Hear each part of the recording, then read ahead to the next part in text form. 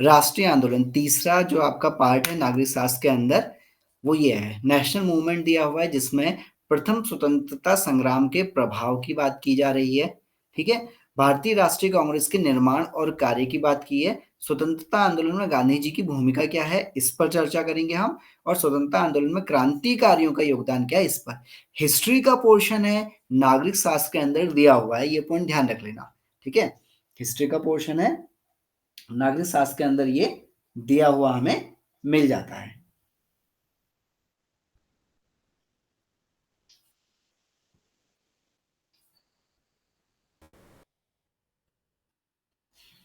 ठीक, चलो तो एक एक करके हम प्रभाव को देखते हैं। पहले 1857 की क्रांति, जो प्रथम स्वतंत्रता संग्राम, फर्स्ट वॉर ऑफ इंडिपेंडेंस बोली गई थी, वो क्या बोली गई थी, 1857 रिवॉल्ट, ये हमें मिलता है, तो इस पर हम चर्चा करेंगे।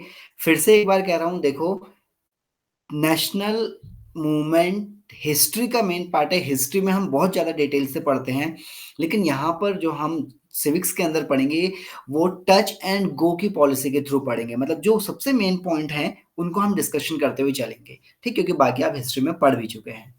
अंग्रेजों की राज्य विस्तार नीति, अब देखो कारण क्या था, मतलब 1857 की क्रांति हुई तो इसका रीजन हमें क्या मिल जाता है।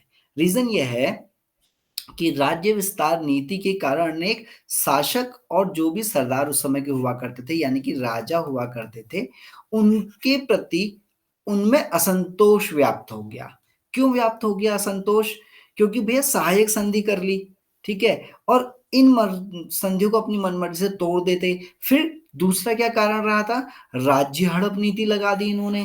बोला भैया कोई भी राजा जो होगा वो बिना अपने नेचुरल सक्सेसर के, यानी कि प्राकृतिक उत्तराधिकारी के अगर मर गया तो वो राज्य हमारा।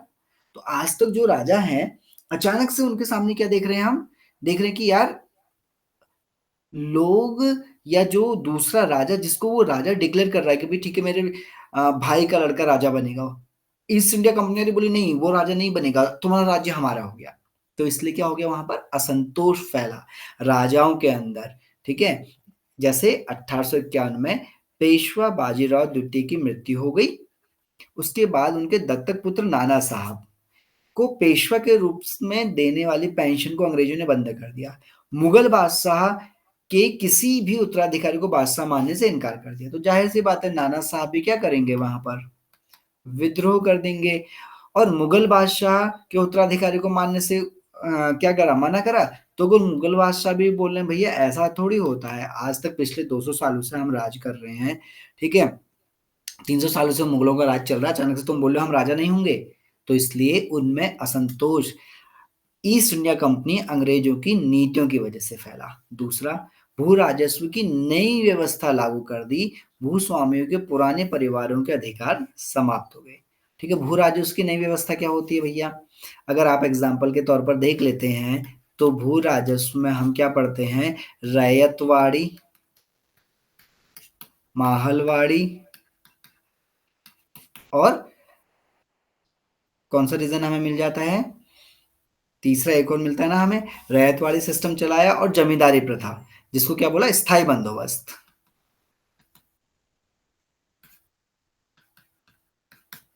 ठीक, ये तीन उन्होंने स्टार्ट कर दिए। तो जो पुराने भूस्वामी थे, जो पुराने राजाओं के समय से थे, वो लोग क्या हो गए अचानक से, बंद, मतलब उनकी सोर्स ऑफ इनकम खत्म हो गई, वो भी इनके खिलाफ होते चले गए। दूसरा क्या कारण रहा कि किसान और दस्तकार बर्बाद हो गए। ठीक है, मुगलों के समय या उससे पहले हमारा जो लोकल तबका था, जो गांव में रह रहा है, जो कारीगरी कर रहा है, जो बढ़ई का काम कर रहा है, ठीक, जो किसान है, उनको कोई फर्क नहीं पड़ता था कि अकबर राजा है या बाबर राजा है या उससे पहले जो हमारे दिल्ली सल्तनत वाले थे वो राजा थे, उनको कोई ज्यादा फर्क नहीं पड़ता था। लेकिन अंग्रेजों ने भूमि व्यवस्था लागू कर दी जिससे किसानों की हालत खराब हो गई। ठीक है, इंग्लैंड में निर्मित माल भारत पहुंचने लगा तो हस्तशिल्प वाले लोग बेकार होते चले गए। तो इस तरीके से ये प्रॉब्लम क्रिएट हो गई। पीड़ित किसान और कारीगर ब्रिटिश सरकार को समाप्त करने के लिए एकजुट होते चले गए। इसलिए समय समय पर हम क्या देख रहे हैं, कभी नील विद्रोह भी देख रहे हैं, ठीक, कभी ऐसे विद्रोह सामने आ रहे हैं जो किसानों के संबंध में हमें मिल जाते हैं। ठीक है, तो ये चीजें होने लगी, यानी कि किसान वाला सिस्टम भी होने लगा खराब। दूसरा, धर्म और जाति के नष्ट होने का डर, ये टेंशन होने लगी भैया कास्ट सिस्टम जो होगा हमारा वो डिस्ट्रक्ट हो जाएगा। अंग्रेजों की नीति और आचरण में जनता में भय पैदा किया। ब्रिटिश शासक उनका धर्म और रीति रिवाजों को नष्ट कर देगी, क्योंकि लगातार धर्म परिवर्तन पर भी जोर दिया जा रहा था। ठीक। ईसाई धर्म प्रचारकों ने हिंदू और इस्लाम धर्म की और जनता के पुराने रीति रिवाजों की खुले आम निंदा करी, बोला ऐसा थोड़ी होता है। ठीक है, उनको दवाइयां तब दी गई, शिक्षा तब दी गई जब बोला कि जब तुम हमारे धर्म का पालन करना स्टार्ट कर दोगे। अंग्रेजों की फौज में भारतीय सिपाहियों की पदोन्नति के रास्ते बंद हो गए। ठीक, बोला कोई भी बड़े पद पर नहीं पहुंचेगा, ऊंचे पदों में यूरोप के लोग ही काम करेंगे। भारतीय और यूरोपीय सैनिकों के वेतन में बहुत अंतर था, बोला एक ही जगह काम कर रहे हो, एक ही रैंक पर काम कर रहे हो, और जहां ज्यादा खतरा है वहां पर तुम हमें भेज रहे हो, फिर भी तुम इस तरीके से बात कर रहे हो, ऐसी चीजें चलेंगी, तो ये गलत है। यूरोपीय अधिकारियों ने भारतीय सिपाहियों को घृणा की दृष्टि से देखो, काले लोग हैं, ठीक है, ब्लैक पीपल बोला गया इनको, ये सारी चीजें हम यहाँ पर देखते हैं। अगला सबसे इंपॉर्टेंट देखो, ये तो दबी हुई आग थी, जो इससे पहले हमने देखा ना कि राजनीतिक तरीके से, सामाजिक तरीके से, धार्मिक, ये कहीं लोगों के अंदर दबी हुई आग थी, गुस्सा था। अचानक से क्या हुआ, तात्कालिक इमीडिएट कॉज कि भैया आप पूरा परेशान हो, लेकिन अचानक से किसी ने कुछ बोल देना, सारा गुस्सा उस पर निकल पड़ता है। तो तात्कालिक कारण, अंग्रेजों को एक नई किस्म की एनफील्ड राइफल, मतलब इंग्लैंड में एक नई प्रकार की राइफल आई थी जो ज्यादा दूर तक मार कर सकती थी। सिर्फ दिक्कत ये था कि जो कारतूस थे उनमें क्या थी, गाय और सुअर की चर्बी लगाई जाती थी, मतलब कारतूसों को नमी से सुरक्षित रखने के लिए। तो मान लो ये कारतूस है, तो बाहर से क्या कर रहा है, चर्बी से सिल दिया जाता था उसको, ठीक है, एक लेयर चमड़े की, मतलब एक लेयर सी लगा करके उसको सिल दिया जाता था। अब जब कारतूस बंदूक में डालना होगा तो क्या करेंगे, अरे चर्बी को छीलेंगे मुंह से और फिर बंदूक के अंदर गोली डाली जाएगी। अब गाय हिंदुओं के लिए सबसे पवित्र मानी गई है, और सुअर को क्या माना गया है, मुसलमानों में घृणा और अपवित्र माना गया है। यहाँ तक कि सुअर का नाम भी लेना वर्जित बताया गया है। ठीक है, तो ये दोनों चीज, अब दोनों हिंदू हो या मुस्लिम हो, धर्म के ऊपर हो गया बवाल। राइफल में कारतूस भरने से पहले उस पर लगे कागज को मतलब जो कागज किसका बना होता था, चर्बी का बना, ठीक है, उस पर चर्बी की लेप लगाई जाती थी, इनको दांतों से काटना पड़ता था। अब दोनों ही क्या हो गया, हिंदू वालों ने और मुस्लिम सैनिकों ने मना कर दिया, भैया हमारे तो क्या हो रहे हैं, धार्मिक भावनाएं ठेस पहुंचेंगे, हम इनका इस्तेमाल करेंगे तो फिर अपने घर जाएंगे तो हमें जात बिरादरी से अलग कर देंगे।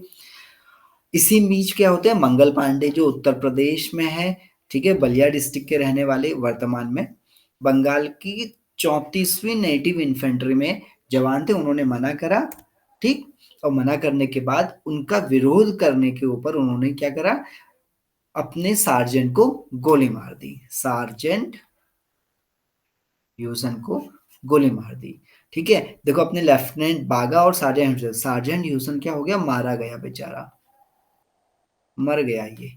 ठीक, सार्जेंट ह्यूसन मर गया, ये घायल हो गए, ये घायल हो गए। तो इस तरीके से 29 मार्च को इन्होंने क्या करा, विद्रोह कर दिया। बाकी सिपाहियों ने भी मंगल पांडे का साथ दिया, क्योंकि मंगल पांडे ने गोली मार दी थी, इसीलिए 8 अप्रैल को मंगल पांडे को फांसी दे दी गई। फांसी कहां दी गई, बैरकपुर जेल, जो कि कहाँ है, वेस्ट बंगाल में है। यहां पर इनको क्या कर दिया, फांसी पे चढ़ा दिया। सैनिकों ने कारतूस भरने से इनकार कर दिया, इसलिए मेरठ में 85 भारतीय सैनिकों को जेल की सजा सुना दी गई। मतलब बैरकपुर में जो लोग थे जिन्होंने मंगल पांडे का साथ दिया, उन सबको मेरठ की जेल में भेज दिया गया था। ठीक है, अब मेरठ की जेल के अंदर भारतीय सिपाही बंद है। लोगों में ये बात हो चुकी है कि यार मंगल पांडे एक हुआ करते थे, और मंगल पांडे क्या ने क्या कर दिया कि मंगल पांडे ने तो विद्रोह कर दिया था और इन लोगों ने इनका साथ नहीं दिया। इन जिन्होंने साथ दिया उनको जेल में डाल दिया अंग्रेजों ने, ये अंग्रेजों के खिलाफ जो लोग हैं उनका ये साथ दे रहे हैं। तो इस तरीके से जो बाहर पहरे देने वाले सिपाही हैं, उन सिपाहियों ने भी क्या किया, उन सिपाहियों ने जब ये सारी चीज़ें सुनी, लोगों ने उनको मतलब एक तरीके से ह्यूमिलिएट करना, तिरस्कार करना, 4 बातें सुनानी स्टार्ट कर दी, तो उस तरीके से क्या हुआ, उन्होंने अंदर कैदी सिपाहियों के साथ मिल करके उनको आज़ाद और अंग्रेजों के खिलाफ युद्ध करने की बात करी।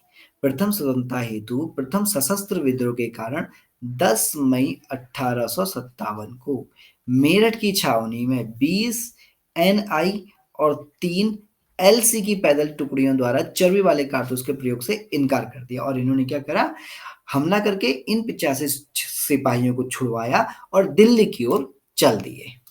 ठीक, अब जब दिल्ली पहुंचे तो क्या होता है, दिल्ली पहुंचते हैं तो वहां के प्रमुख विद्रोही नेता मिलते हैं। दिल्ली में ध्यान रखना बहादुर शाह जफर द्वितीय, बहादुर शाह जफर सेकंड दिल्ली में हमें मिल जाते हैं। इनके एक खिदमतकार या फिर इनके एक क्या बोलेंगे उसको, सिपाही हुआ करते थे जिनको क्या बोला गया, बख्त खान। तो बहादुर शाह काफी बूढ़े थे, ठीक है, बहादुर शाह सेकंड, बहादुर शाह काफी बुजुर्ग थे, इसलिए बख्त खान क्या कर रहे हैं, सैनिक नेतृत्व संभाल रहे हैं। और इनसे लड़ने के लिए कौन आया था, निकलसन और हडसन आ रहे हैं। लखनऊ में बेगम हजरत महल, ठीक, अपने गोद लिए हुए बेटे विस विरजिस कादिर के साथ में, मतलब उसको राजा घोषित करके अंग्रेजों के खिलाफ इन्होंने युद्ध छेड़ दिया। कॉलिन कैंपबेल इनसे युद्ध करने आ रहे हैं। झांसी में तो कहने की जरूरत नहीं है, रानी लक्ष्मीबाई, और ग्वालियर में तात्या टोपे, ठीक है। तो झांसी और ग्वालियर ध्यान रखना, झांसी की रानी लक्ष्मीबाई झांसी, ग्वालियर में तात्या टोपे, यूरोज इनसे लड़ने के लिए आया। कानपुर में नाना साहब, ठीक, तो नाना साहब इंपॉर्टेंट है, कानपुर में तात्या टोपे दोनों जगह जा रहे हैं, मतलब ग्वालियर में भी तात्या टोपे हैं, ठीक है, और झांसी में भी तात्या टोपे आए हुए हैं और उनसे क्या कर रहे हैं, युद्ध कर रहे हैं। कॉलिन कैंपवेल यहां पर भी इनके खिलाफ काम कर रहे हैं। इलाहाबाद में लियाकत अली ये युद्ध कर रहे हैं। फैजाबाद वाले रीजन पर मौलवी अहमदुल्ला है। जगदीशपुर में कुंवर सिंह और अमर सिंह, स्पेशली कुंवर सिंह ध्यान रख लेना, इंपॉर्टेंट है, ठीक। जगदीशपुर, बरेली में खान बहादुर खान है। फतेहपुर में अजीमुल्ला है, ठीक, फतेहपुर में अजीमुल्ला विद्रोह का की कमान संभाल रहे हैं। आगे देखते हैं अगला, एक मिनट, ठीक है।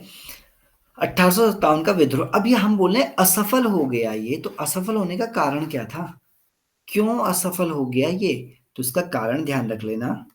1857 के विद्रोह के असफल होने का कि एक तो विद्रोह का सीमित रूप था, सीमित रूप कैसे, केवल ये उत्तर भारत में ही सीमित रहा, ठीक है, ज्यादा इलाका कवर नहीं कर पाया। आप देखो दिल्ली है, बरेली मिल रहा है, झांसी है, लखनऊ है, कानपुर है, हम कहीं दूर की बात ही नहीं सुन रहे। दक्षिण भारत में हम देख नहीं रहे, पंजाब वाले रीजन में हम देख ही रहे हैं, देख ही नहीं पा रहे हैं, वहां पर विद्रोह हो ही नहीं रहा है, तो सीमित स्वरूप। दूसरा, देसी नरेश और सामंतों ने विश्वासघात कर दिया, मतलब ये जो लोग लड़ रहे हैं ना, विद्रोह कर रहे हैं, इनके जो कुछ सिपे सालार यानी कि जो इनके कुछ ऐसे लोग थे, उन्होंने क्या कर दिया, इनके खिलाफ विद्रोह किया, ठीक है। वो अंग्रेजों का साथ देने लगे, अंग्रेजों ने उनसे बोला तुम्हें तो तुम्हारी रियासतें वापस दे देंगे, तुम्हें ये छूट दे दी जाएगी, तुम्हें राय बहादुर बना दिया जाएगा, बाज बहादुर बना दिया जाएगा। तो जब ऐसी चीजें मिलती हैं तो ये लोग क्या कर देते हैं,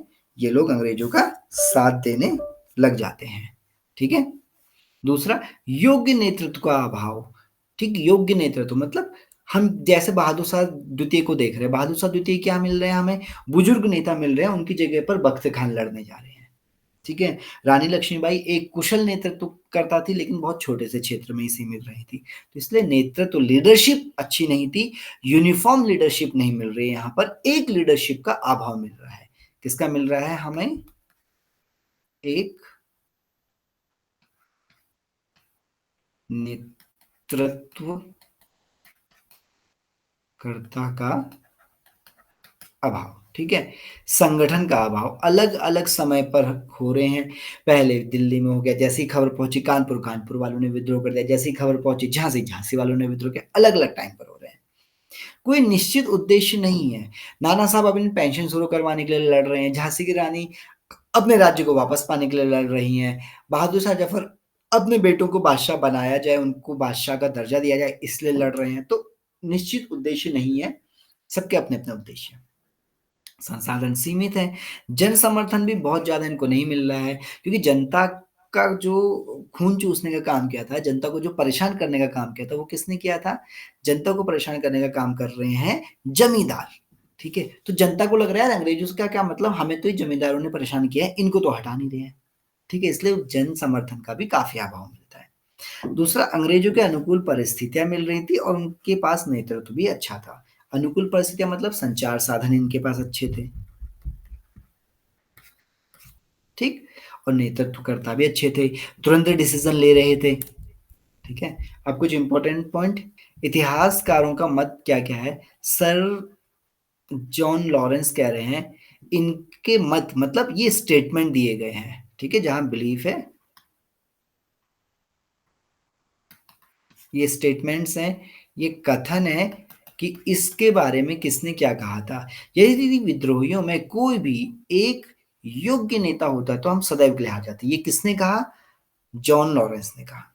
यह विद्रोह पूर्णतः देशभक्ति रहित स्वार्थपूर्ण सैनिक विद्रोह था, जिसका ना कोई नेतृत्व था और ना ही कोई जनसमर्थन था। सर जॉन शैली ने बोला ये। रीस बोल रहे हैं ईसाई धर्म के विरुद्ध एक युद्ध था ये, ठीक है। मुस्लिम षड्यंत्र की बात कर रहे हैं रॉबर्ट्स। अशोक मेहता, ये क्या है? ये सरकारी इतिहासकार हैं। 1857 के विद्रोह का स्वरूप राष्ट्रीय था, ठीक है। ये अशोक महतो क्या माना गया था? सरकारी इतिहासकार। अगला, वीडी सावरकर। 1857 के विद्रोह एक सुनियोजित राष्ट्रीय स्वतंत्रता संग्राम था। ये पहले व्यक्ति हैं जिन्होंने 1857 के विद्रोह को स्वतंत्रता संग्राम की संज्ञा दी थी, ठीक। ये ध्यान रखना, ये आपसे एग्जाम में पूछ लेता है। चलो आगे देखते हैं। एस एन सेन, जो कुछ धर्म के लिए लड़ाई के रूप में प्रारंभ हुआ वह स्वतंत्रता संग्राम के रूप में समाप्त हो गया। विपिन चंद्र जी बोल रहे हैं, क्या है? 1857 का विद्रोह विदेशी शासन से राष्ट्र को मुक्त कराने का भक्तिपूर्ण प्रयास था, ठीक है। किताबें इंपॉर्टेंट है। विनायक दामोदर सावरकर की किताब क्या मिलती है हमारे पास? First war of independence. Ashok Mehta की किताब मिल जाती है the great rebel. RC Majumdar की किताब सिपाही इम्यूनिटी एंड रिवोल्ट ऑफ 1857, सिपाही विद्रोह, ठीक। सर सैयद अहमद खान ये क्या लिख रहे हैं? Causes of the Indian revolt, Indian revolt के कारण। थॉमसन जी बता रहे हैं history of Indian mutiny. S N Sen क्या बता रहे हैं? 1857, 1857। तो ये चीज ध्यान रखना, विनायक दामोदर सावरकर की किताब इंपॉर्टेंट है और 1857 किसने लिखी थी ये आपसे पूछ लेता है, ठीक। नेक्स्ट, 1857 के प्रथम स्वतंत्रता संग्राम के परिणाम क्या है, यानी कि इसके रिजल्ट क्या है? रिजल्ट क्या है इसके? तो इसके रिजल्ट है, सबसे पहला कंपनी शासन का। कंपनी शासन मतलब कंपनी कौन सी? East India company. अभी तक जो राज करने का काम कर रही है वो कौन कर रही है? ईस्ट इंडिया कंपनी कर रही है। तो कंपनी शासन का अंत हो गया, कंपनी शासन अबॉलिश हो गया, ठीक है। स्वतंत्रता संग्राम का विद्रोह आधुनिक भारतीय इतिहास का महत्वपूर्ण पत्थर का मील साबित हुआ। ईस्ट इंडिया कंपनी का शासन का समापन हुआ और क्या हुआ? और भारत को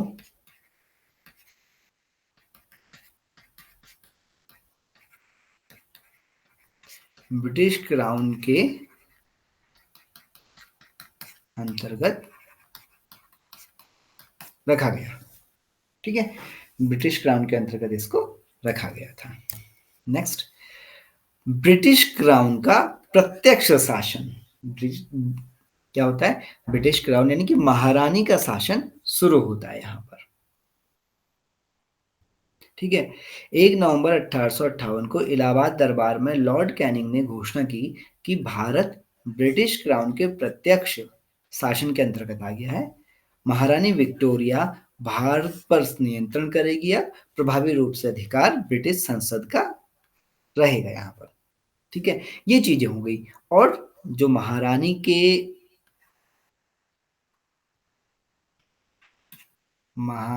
का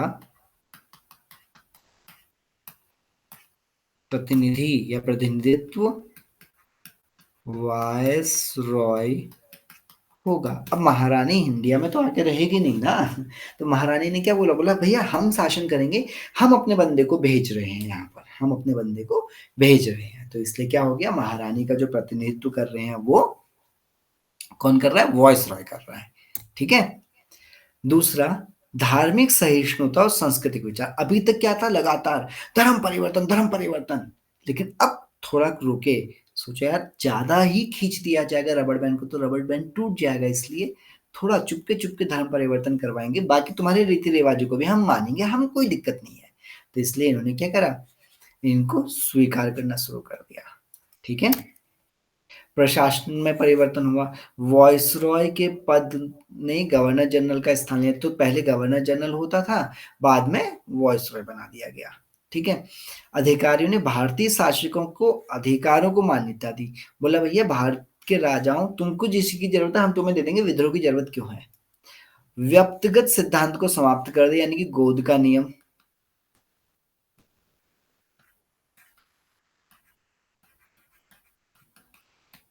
गोद का नियम समाप्त हो गया।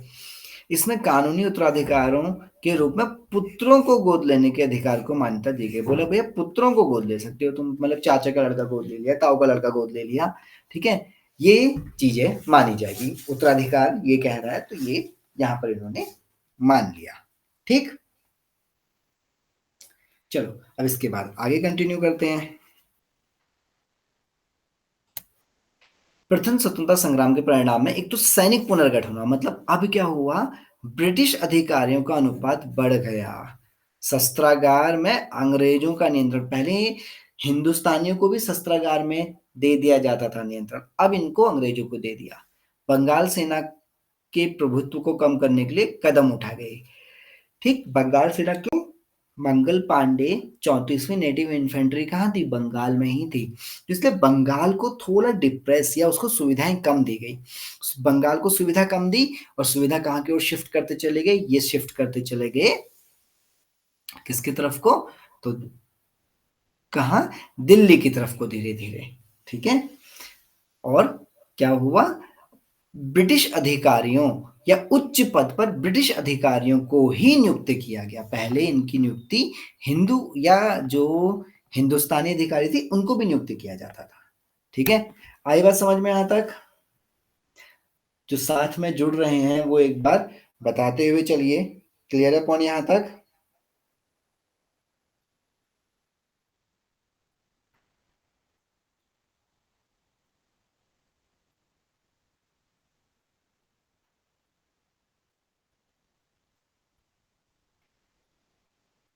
चलो अब आगे कंटिन्यू करते हैं। कांग्रेस की बात चल रही है। अब देखो आम की क्रांति हो गई, हमने क्रांति की बात कर दी है, क्रांति फ्लॉप भी हो गई थी। तो धीरे धीरे क्या हो रहा है, अंग्रेजों को बात समझ में आ रही है कि यार ये तो अचानक से फूट पड़े, ऐसा तो नहीं होना चाहिए। तो उन्होंने क्या करा, उन्होंने यहाँ हिंदुस्तान के अंदर एक प्रेशर्स या सेफ्टी वॉल बनाने की बात करी। पता चला कि यार ये लड़ाई क्यों कर दी इन्होंने, छेड़ा, मतलब अचानक से क्या हुआ कि इनको गुस्सा फूट पड़ा। तो कुछ लोगों ने पता करा, बोला कि अरे तुम्हारी नीतियों से बहुत परेशान थे और इनकी कोई सुन ही नहीं रहा था, इसलिए अचानक कुछ हुआ तो सब लोग उसके पीछे चल दिए। तो इसलिए क्या हो, कोई एक ऐसा प्लेटफॉर्म बनाया जाए, कोई ऐसा मंच बनाया जाए जहां पर ये अपनी भड़ास निकालते रहें। और इसी उद्देश्य को ध्यान में रखते हुए शुरुआत में भारतीय राष्ट्रीय कांग्रेस की स्थापना होती है। ठीक है, ए ओ ह्यूम, ठीक, एलिन ऑक्टविन ह्यूम ने इसका गठन किया था। ठीक, और क्या होता है, दिसंबर 1885 में बॉम्बई में कांग्रेस का पहला सत्र आयोजित होता है।